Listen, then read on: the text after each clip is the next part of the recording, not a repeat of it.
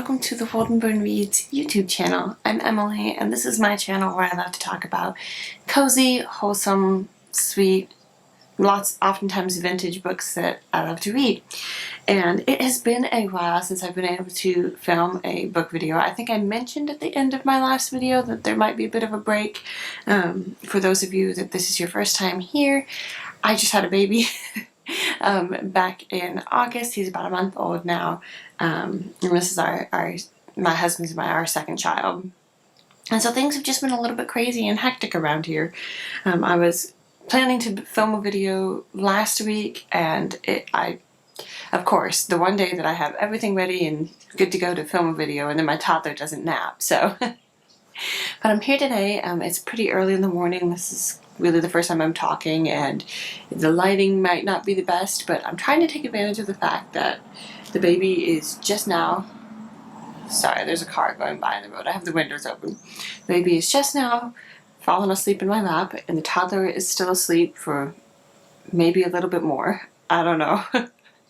But I thought I'd go ahead and just grab my opportunity and try and film a monthly reading wrap-up for July and August. I can't remember if I said that already, but that's what this video is going to be about. It's talking about the books that I read in July and August. And again, if this is your first time watching one of my reading wrap-up videos, I don't share the exact number, the total number of books that I read each month. I personally don't track how many books I've read during the year. I wait to count it up until January 1st of the following year. And it's just a fun little thing that I do, and I really enjoy it. So we're not going to be talking about the specific number of books that I've read, but we're going to talk about some of my favorites that I've read. The way that I keep track of the books that I read is I just have a notes list on my phone, and I just type them down, the title of the book, the author, and the date that I finished it. So let's just dive right in, because like I said, I don't know how much time I'm gonna have. So in July, I ended up reading a lot of Patricia Wentworth. I was in a real rereading phase of the Miss Silver series by Patricia Wentworth. It's a really fun series. It's kind of a what are the words? Golden Age. It's a Golden Age murder mystery series about Miss Silver, who's an ex-governess. She used to be a governess, and then there's no book that tells exactly how she got into being a private detective, but every book pretty much mentions the fact that she's no longer a governess. Through providence, she was able to become a private detective.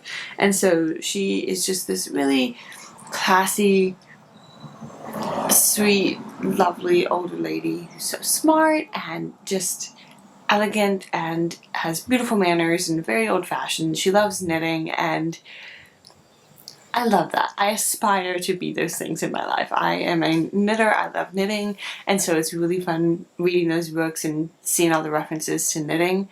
But they're also just really excellent stories, and I really enjoy the fact that all of them usually have, well, no, all of them, not usually, all of them have some element of, like, there's a romantic side plot from between two of the characters in there. Sometimes it's people that are, well, oftentimes one or the other of the couples are suspected of possibly being the murderer, and so then Miss Silver comes in and saves the day and proves that they're not guilty. And they're very repetitive and somewhat formulaic.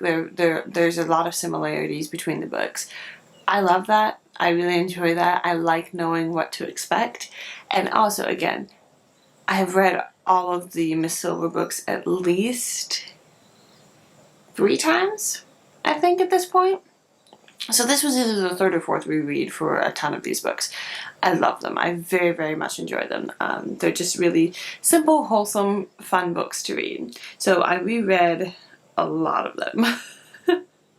I think there's 32 books in the series total, and I probably read like 15 or more in July. And then also in July I read Mrs. Polifac's Innocent Tourist by Dorothy Gilman, which is, I believe, I think it's the next to last Mrs. Polifax book in the Mrs. Polifax series, which I've talked about on this channel before. I very much have enjoyed that series. I read most of it over the summer, and I have one book left, and I just haven't gotten to that one yet because, for whatever reason, with my library, some books you can send to your Kindle and some books you can't. You have to read them through the Libby app, and I only have the Libby app on my iPad. I don't have one of the Kindles that you can get apps on, so it slows me down because I don't love reading on my iPad because it's bigger than my Kindle. So I haven't gotten around to reading the last book in the Mrs. Polifax series, but it's a really excellent series. Highly recommend it. I thoroughly enjoyed it. I don't remember exactly what Mrs. Polifax Innocent Tourist was about because it's been 2 months since I read it.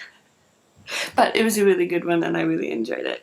Then I read, finally, The Man in the Queue by Josephine Tey. I've been meaning to read that one for a long time. I will say, it was not my favorite Golden Age murder mystery that I have read. I found it really hard to get into, and I think it could be another one of those where I just need to get used to Josephine Tey's writing style, because it was the same way for me with the Detective Allen series by Niall Marsh. I started and stopped reading the first book in that series several times, and then I finally finished the first book, and then it took me a while to finish the second book, but then from then on, I was completely hooked and just read the entire series so quickly and absolutely loved it. So, I'm wondering if that's what I would need to do with this series. I can't remember the name of the detective in there, but it's Josephine Tey. I've seen a lot of things about it where it says that she is on par with like Niall Marsh, Agatha Christie, like that sort of a thing. So I would be interested in trying out the second book and seeing if I liked it and seeing if I got into it a little bit more. But right now I wasn't super hooked into it.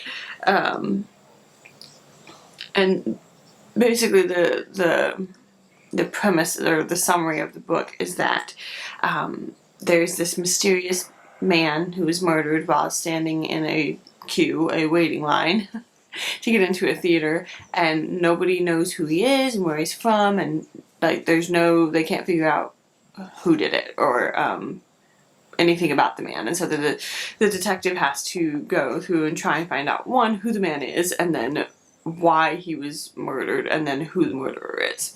So it was kind of fun, but I felt like it was a bit slower than I was expecting it to be. And I don't know if that's just because I've been reading to a bunch of Patricia Wentworth books, which are very quick and easy reads. Like, let's be real here. I can read one in a day. So that could have been it, is that it was sandwiched right in between some Miss Silver books, so it felt a lot longer. I'm not sure. Then another interesting one that I read was One by One They Disappear by Moray Dalton. I think that's how you pronounce it. So this one is another just Golden Age murder mystery. I think I found it because it was like recommended on Libby or something. I'm not sure exactly, but it was the story about this group of people who were stuck together on a also, I don't know if you can hear my toddler kind of stirring over the baby monitor, so apologies if my microphone's picking that up. But in this book is a group of people, they were stuck together, I think during the war, like they got bombed, and they were stuck together in a lifeboat, and one of them was a very wealthy man, and he was super sick, and all the rest of the people that were in the boat with him helped. They basically saved his life, sort of a thing. And so he's a very wealthy man, and so every year they get together and they do this like fancy dinner thing, and he provides for he pays for the dinner, basically. He gives them all this like fun dinner. You're probably really going to be able to hear him now. I'm probably going to have to stop here, but I'm trying to finish this book, and then I'll try and film a snippet later today about August. But yeah, so this guy's very wealthy. He's decided he's also very old, so this is all stuff that happens like in the first chapter, so they're not really spoilers. he decides that he doesn't have any family, he's not married, like anything like that. So he decides that he's going to leave the entirety of his fortune split up among these, I think it's like 8 different people, 8 or 10 people. I can't remember for sure. And then mysterious things start happening to this group of people. And it was a pretty good book. I'd be interested in trying out some more books by the same author. Again, it seemed a bit slower, but I'm pretty sure that's because I was reading a lot of Patricia Wentworth. So, but yeah, I thought it was interesting. I'm definitely curious to try out more by the same author. I think it's that one. No, I don't think it's. I don't remember if it was part of a series and if there was a detective, if the detective in there was like a reoccurring character in a series. I'm not sure off the top of my head. I've never heard of this author before. And like I said, it was just a suggested book or something. So, I don't know. I'm curious. But yeah, I'm going to go ahead and pause things here. It seems there's a lot of people going to work, traffic noises, my toddler's waking up, the baby's making sounds. So we're going to pause here, and then I will try and talk through my August reads later today. Okay, it's a few hours later for me. I've been running around doing stay-at-home mom stuff. I've got a baby in here, so if you happen to hear any baby noises, it's him. Okay, so August. I've been running around doing stuff and whatnot, and toddler's taking his nap, baby's taking his nap. Gotta get my brain back into talking about books. So I started off August with finishing up another Patricia Wentworth book, and then I kind of got on a little bit of a D.E. Stevenson kick, and I read The Four Graces and The Two Mrs. Abbotts, which are actually, it's the 4th and the 3rd book in the Barbara Bunkle series by D.E. Stevenson. And I didn't realize that The Four Graces was actually part of the series. So I read that one, and then it's hardly in the series.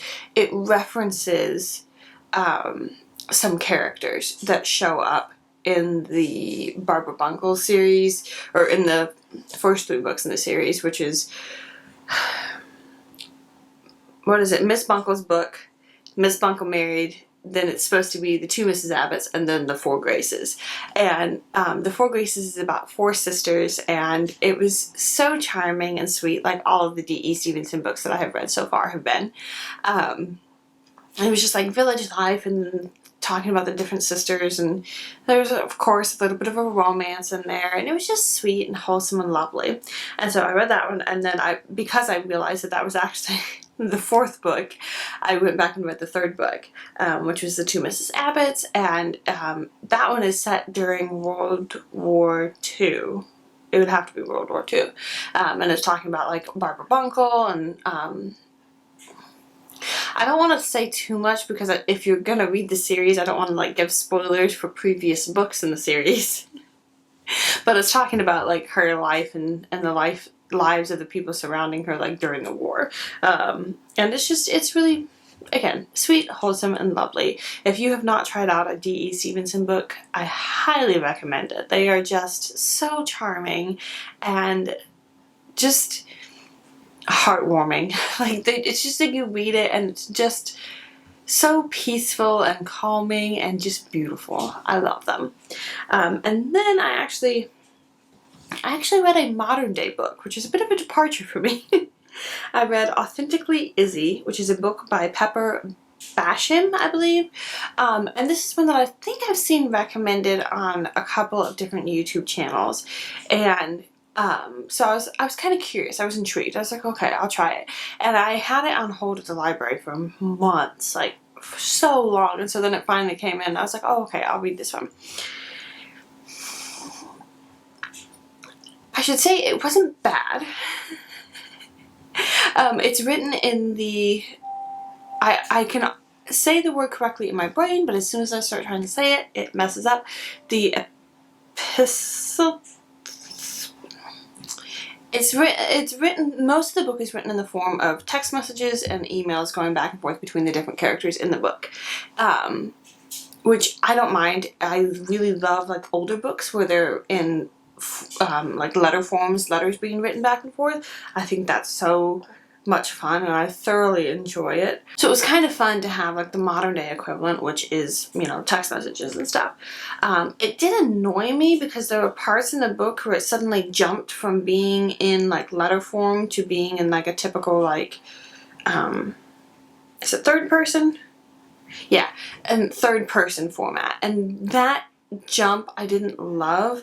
All of the, I need to be able to say this word. All of this style of books that I've read before, they stay in letter format throughout the entire book, except for one where the final chapter switches to, but that one might have switched to first person. And that was a little bit less jarring than jumping to third person. But yeah, anyway, back to Authentically Izzy. It's a story of Isabel. I can't remember. She goes by Izzy. She lives in a small town in North Carolina, and she was an orphan, and she was adopted by her aunt and uncle who had 3 kids, 2 girls and a boy, and so she's really close with all of her cousins, and one of her cousins decides that Izzy she's not moved on from a previous heartbreak, and so she signs Izzy up for a dating website profile. She sets up a profile on there. And then, of course, Izzy meets somebody, and they start talking back and forth, and there goes the story. It was okay. It was kind of... I'm so bad at commenting on, like, contemporary books and contemporary romance books because so many of the struggles and things in them just seem so stupid and petty. And so I have a hard time with it from that degree. The writing was fine. The story overall was cute, I guess. I'm not giving this very, very high ratings, am I? It annoyed me because there were a couple spots specifically where it was very much like a cheesy, dumb Hallmark movie, like that level of like misunderstanding and miscommunication, where rather than just being adults and having an actual conversation and talking about something, they get like offended and like stomp off and do this. And it was just dumb. I'm like, do people actually do that in real life? Like, I don't want to sound like, I don't know, snobby and old or whatever, but I'm like, do people not actually have conversations about like really, really, really like small, petty problems? Do they not talk about it? Do they just get mad and just run away? Like, does that happen more than I am realizing it? Am I just that clueless here? So that really annoyed me that happened. Like, until that point, I was kind of like rooting for the book, and I was like, okay, this isn't too bad. Like, it's not my preferred time period to read about, just because it is a contemporary, but I was like, okay, the story isn't terrible, like it's kind of fun, it made me laugh a few times, so I was like, okay, this is good. And then like these dumb misunderstandings happen, and I was just like so it was like all respect for the characters just went, it was gone, and so that really messed with my thoughts and opinions on the book. But I appreciated the fact that it was a pretty clean romance. I definitely prefer that. It had a couple like kissing scenes, which was a little bit too descriptive for me, but that's fine. There was nothing further, so I appreciated that. So yeah, I liked it from that aspect, that it didn't have a bunch of spice and stuff in it. It was just a story. But there were some cheesy parts, and I didn't love how it jumped from text messages, emails, etc. to third person, like, what's going on. So, there are, I think, 2 or 3 other books in the series now, and I was kind of thinking about maybe reading the next one, because one of her cousins is named Luke, and he was actually really nice. He was very mature and responsible. Like, he gave her really good and solid advice. Like, a lot of times secondary characters in books can give not great advice, and I appreciated the fact that he actually gave her really good advice. So I was kind of curious to see about reading his book, because there's a book in the series. It's about him, of course, but I don't know. I'm kind of torn because, again, it's contemporary fiction or contemporary romance, and I'm just worried that I would just be really harsh in judging it again. I don't know. We'll see. But anyway, then I just randomly decided to read Sarah Plain and Tall by Patricia McLachlan, which I have read that book before. I've seen the movie. Like, it's a very sweet, charming book. It's way shorter than I remember it being. Like, I haven't read it since I was probably in school, and so I was like reading it, and I was like, okay, I remember this happening, I remember this happening, and I was just like, I feel like this part was close to the end. Oh, here's the end. Okay. Like, it was so much shorter than I was expecting it to be, but it's a really sweet, charming story. I highly recommend that one. And then I read another D.E. Stevenson book, Celia's House. Of all the D.E. Stevenson books that I have read so far, this one was my least favorite. It had a lot of, like, drastic time jumps. Like, from chapter to chapter, it would be, well, not chapter to chapter, but it would be like section 1 was like this year, and then the next section would be like 3 to 5 years later, and the next section was like, 3 to 5 years later, and then at one point there was a jump of like 7 or 8 years or something. I didn't love that, and I felt like the ending was way more open-ended than the rest of the D.E. Stevenson books that I have read. I mentioned on my last video, I think, on my last monthly wrap-up, where I was talking about Victoria Cottage. Love that series. So good. Highly recommend it. That in the books that I've read so far, D.E. Stevenson kind of tends to leave it a little bit open-ended. Like, you can really tell what's about to happen, but it's like she stops like one chapter short of telling you all about it, which isn't bad. This one, I felt like it was even more open-ended than normal. Like, you could see what she was hinting at and suggesting what was gonna happen, but yeah, I don't know. It was still good because I like D.E. Stevenson's writing, and I like the whole, like, cozy, simple day-to-day life sort of writing. But yeah, it wasn't my favorite that I have read. And then I actually read a physical book. It's on the shelf right over there. Oh, you can actually see. It's in that stack right there. I read The Blue Bedroom and Other Stories by Rosamund Pilcher. So good. Oh, I loved it. I like short stories a lot. I actually really, really enjoy them. They're some of my favorite books, like Agatha Christie short stories, Louis L'Amour short stories. Like, I really enjoy them. So I loved this selection of stories. It was so cute. I was reading it while I was very, very heavily pregnant. I was overdue. We were waiting for baby to finally show up. And so, for various reasons, I was kind of stressed about it. If you're really curious, on my knitting channel, I do have a video kind of talking about it a little bit. So if you're curious about that, I will have that video linked down below. But, we're just not going to talk about it here too much. But I was reading through that book at the end, and 2 or 3 of the stories in there have to do with pregnant women and stuff, and it was just, overall, it was just so sweet. I absolutely loved it. Like, every single story in there was just so good. I love Rosamund Pilcher's writing. Of the 2 books that I've read so far, so, so good. It just takes me a long time to get through them because I have physical books, and I really want to make myself read the physical books. If I read them on Kindle, I probably would have read like 10 of her books by now. But I own a bunch of the paperback copies of her books, and so I really want to read the physical copies. But yeah, so I finished that one, and then that was actually the last book that I finished before baby got here.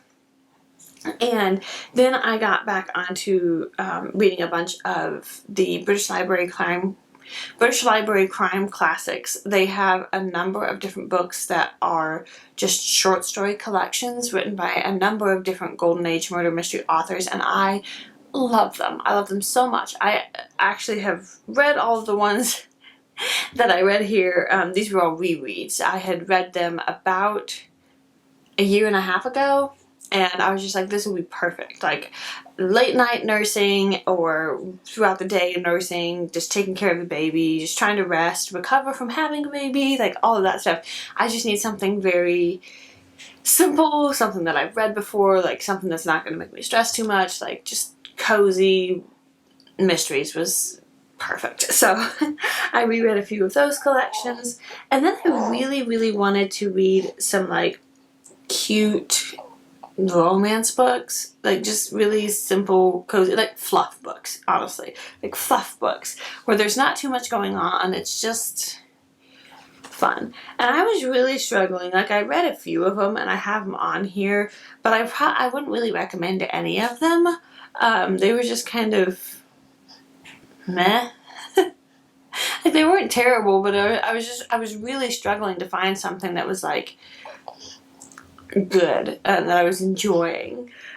So I read 2 or 3 of them. Then I read another D.E. Stevenson book, because I would just read a million D.E. Stevenson books because she has a ton of them, but my library only has like 4 or 5. And then I have Hoopla, which I can access a few more of those. Honestly, I kind of forgot about it, that I could access them through there. And then if I had Kindle Unlimited, I think there's some that I can read through there, but I don't have Kindle Unlimited, so that's neither here nor there. But anyway, so then I found out that I could access a few more of the British Library Crime Classics short story collection, so I just went back to reading those.